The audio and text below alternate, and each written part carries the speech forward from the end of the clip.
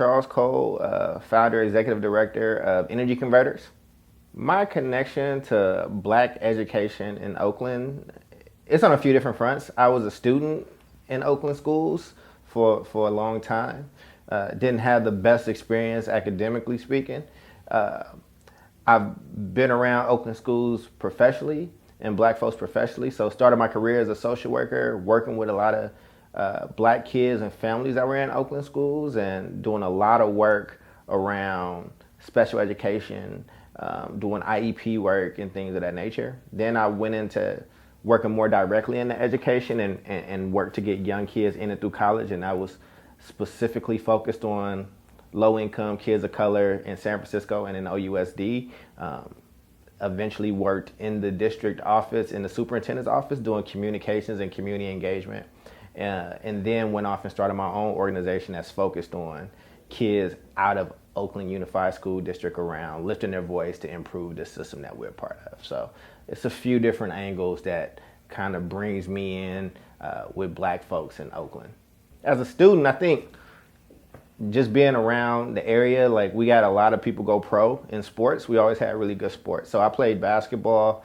I actually went to high school outside of Oakland, but I was on a border. But I watched all those, like I played against all those people. We all grew up playing together and just watching like folks from my neighborhood and from these neighborhoods in the NBA and winning championships and stuff like that. So that was one of my favorite moments is that, you know, anytime you with another big city like LA or New York, you get to brag on your professional athletes versus theirs. So I think the state of black education for educators is in a precarious spot.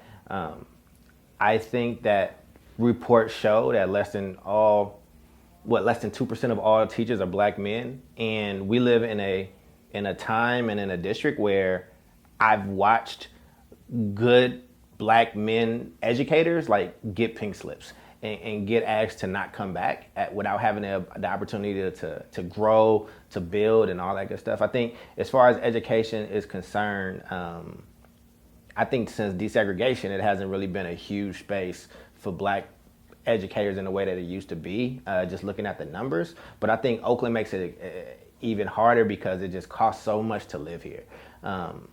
And the talent that you are getting here, like the young black talent or even middle-aged, older talent, whatever, they are going into different fields. They're going into tech, they're going into healthcare, like things that actually pay. And so I think just living, I'm gonna start there just on Maslow's hierarchy of needs, like that first block of just being able to take care of yourself is really tough. And I think just our outcomes, look the same as they look everywhere else, where black and brown males and females are just tend to be at the bottom of the barrel as far as achievement is concerned. We're not getting the type of gains that we want to see. Although we are making gains. Like when you pull up the numbers, like I do like to like really wrestle with what the facts are. But it's still really, really low from what our standard is. So I think that those are just two main sticking points of the issues of the state of black education for educators. But that's from my very my personal experience in that vein. I think the state of education for black students, I think it's I think it's sad, man. I think it's sad at times just because there are so many parents and families and children that have to depend on this system. And in having to depend on this system, man, it's the only thing it's consistently done is consistently fail us. And I think that part,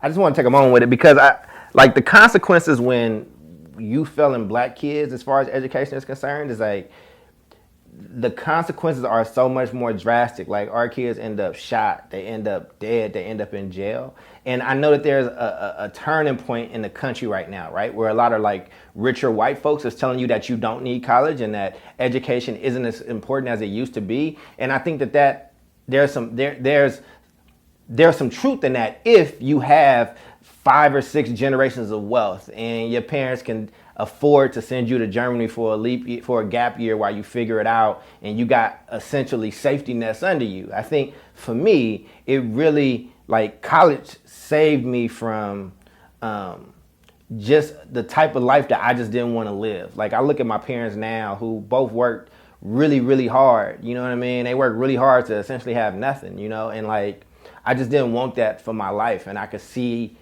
how a kid could like say, you know what? Like, buck all this. Like, I'm about to go and like make money a different type of way. And those ways normally start out being illegal until white folks decide that they want to make it legal. For example, you know, pirating music was like super illegal until, you know, until Apple and iTunes decided to make it a business. Marijuana was illegal, and there's a lot of people that's in jail behind that. And my parents both went to jail around that stuff, and people are now making millions and millions of dollars on it. So the consequences for us end up being, we innovate in an illegal way, and then white folks with a lot of power find ways to make those things legal and make millions of dollars off of it, and we still rot away in jails and in poverty. So when I look at the state of black education, I'm looking at it from that lens of like, what is actually happening to us when these schools are failing. I think the state of black education for families is pretty much in line with what I said about students and educators. I think that I don't even want to give a generic answer about families. I'll just talk about mine. I'm the first person in my family in a long list of those people, from cousins to siblings to uncles, cousins, or whatnot, that actually went to college. Like, whatever little success I had, I don't make a whole gang of money or whatever the case is, right? But like, my academic success has impacted and rippled through my entire family. Like, it's changed trajectories for certain folks, right? Like, you know, being able to be there for my parents, to help them buy and purchase a home, like being able to start a business and then, you know, go through these different type of jobs and these levels of professionalism that allows me to help out my family in different ways, not just with money, but with information and with access. And right now, on the whole, if you randomly take somebody, a black family in Oakland, that goes to some of these failing schools, statistically, you will not find our education system helping out our families. As a matter of fact, it's hindering, right? In a lot of cases, it's causing them more stress. We asking parents to be at the school 2 and 3 times a week because we need parent engagement. Like, we trying to get the poorest, most downtrodden families to like do the work that districts are supposed to do. And it's just something that's just off to me about that. So what Energy Converters does, the company that I started and founded, we're utilizing student voice because I have this belief that the folks most impacted have to be the leaders of their liberation. And I know that might sound huge and grandiose, but education is one of those industries where we are just not consumed with the end user experience in the way that we should be. I wear an Apple Watch and I have an iPhone, and I'm always constantly getting bombarded with how am I experiencing those products, what needs to change. Like, I'm a beta tester, right? Like, you know, we've pushed that company to do certain things, right? And you can say that about other companies. Education is one of the industries where it would behoove us to know exactly how somebody is like experiencing our product, and we just are not seeking that information. So that's one. The other thing that we try to do is not only have those young people lead and do systems change and advocacy work, but we want to build agency with those young people. Agency is just it's a skill that doesn't outright get taught. And when you have agency, I believe that somebody with agency, you can drop them in almost any type of environment or circumstance, and they'll figure out a way to get the things that they need. So that's why we started Energy Converters. And that's why we started with Student Voice. Student Voice isn't the only wave that Energy Converters is having, it's just the first one. Because if I truly believe that the people at the bottom have to lead their own, to their own freedom, then I look at all those groups, and those groups include students, but it also includes their parents and families, and it includes community leaders. And what is the platform and the support system that they have to where they don't have to be dependent on a system that has failed them over and over and over and over again. And the example that I like to give, it's not the best example, but I like this example, so I'm gonna give this example. The example that I like to give is, it's a refrigerator in your house and you got kids and your kids need milk. And that refrigerator is broken, but you keep putting milk in that refrigerator and then being confused as to why your kid is sick. Like, we killing ourselves because we don't have the things that we need or the tools that we need. We're staying dependent on something that is continuously failing us. So I'm not saying we need to abolish schools or whatever the case is. What I'm saying is, I want to build up enough agency and resistance in my students, in their families, in the community leaders, that they have the self-agency and the skills to go out and change the things that they need to change so they can be successful. And specific to the state of Black education in Oakland, why is that important?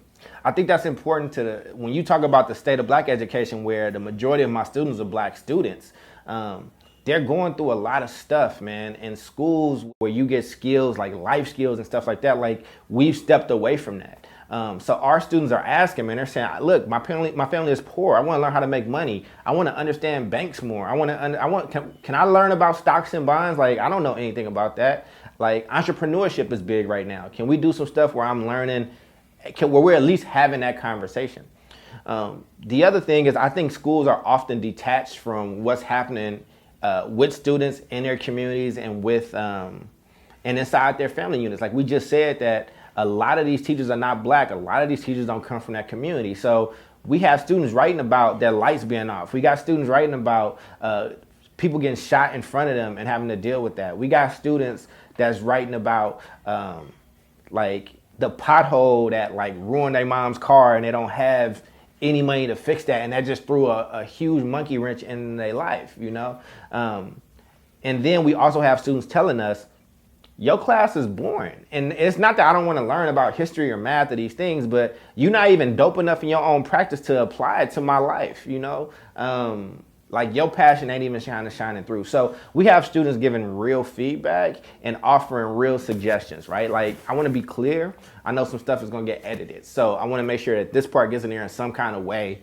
Like, our students are not just complaining and writing their stories out. It's not just that. We start with their experience, but then they do a huge amount of research where they see themselves in the research, but they bring facts. The one thing that we talk about with our fellows is, everybody's entitled to their opinions. You are not entitled to your own facts. And then they take those facts and they make recommendations based off of the research that they did. And so our fellows are gaining research skills that they're not getting in school. Because when I started college and I had to do my first research project and I went to AP classes and graduated with a high GPA, I didn't know what they were talking about, you know? So we're just trying to make sure our young people got the tools they need to be successful. What's promising or inspiring about the state of Black education in Oakland? The people, the young people. I mean, our young people are just dope, man. And like, Oakland just is good for breeding creativity and talent and resilience. So, I mean, that's the biggest hope. Like, there's not a policy or you know, a staff person or whatever that's like, oh, this is giving me hope like that. It's just it's the human spirit and the way in which Black people fight and bust through. You know, it kind of even makes us more creative and we flex our ingenuity different. So that's what I'm most excited about, is what these young people are going to end up doing. I am connected to a lot of folks that's doing some good work, and it's a lot of people working really hard. I don't know if we built the right synergy. Like, I don't know if we've been able to coalesce and come together and be focused enough on 2 or 3 big things and like put our collective efforts to move that thing forward. I think it's a lot of different people in a lot of different places, and as a result, our wheels just spin. And that's kind of sad to say, because everybody's kind of on their own way for whatever reason. You know, people got to survive too. But I don't know, man. I'm just, you know, I know in these video series, like, we're supposed to have like good answers and stuff that leads the way, man. But as somebody who has been a bunch of different things in this space, a student in this space, a social worker in this space, working in schools in this space, working at the district level, now working as an entrepreneur in this space, we have never been able to coalesce long enough, consistently enough, to where we really make that move forward that like sticks. And I know somebody might be watching this and they might nitpick and say, well, we did this and we got this and this and we got that, but I'm talking about real collective action. When I look at certain movements, man, like not even just the civil rights movement, I'll bring it more to the future. When I look at when gay folks, fought for their rights and how they like took some big losses, but then they kind of coalesced.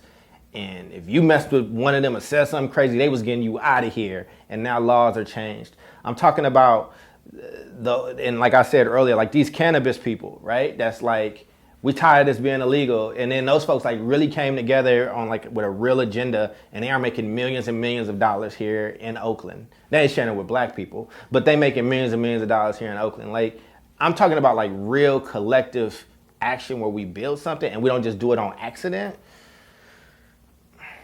I think that's tough. I think that we have to reconcile stuff amongst the generations. I think like the beef that OGs might have with younger folks and the people in the middle. I remember kind of being shut out of stuff when I was younger, trying to step into things, and and we believe in tradition so much that I see 30-something-year-old entrepreneurs that's super talented that have no love for like older organizations for a variety of reasons, right? While I also see them making the same mistake with people that's coming up behind them. So I guess the bigger question is, how do you bring us together as black people to like really work together towards one vision? I don't know, man. That's a head scratcher. But I think you keep trying, I think we're continuing to try. And I think that this SoBEO platform, where there is no head, there is no like, it's not a true organization per se, but a space and a platform for people to come together and wrestle through these ideas and potentially build a way forward. I think that's a first step. So I pray and I have faith, but I think having this platform that people can take advantage of is a good first step.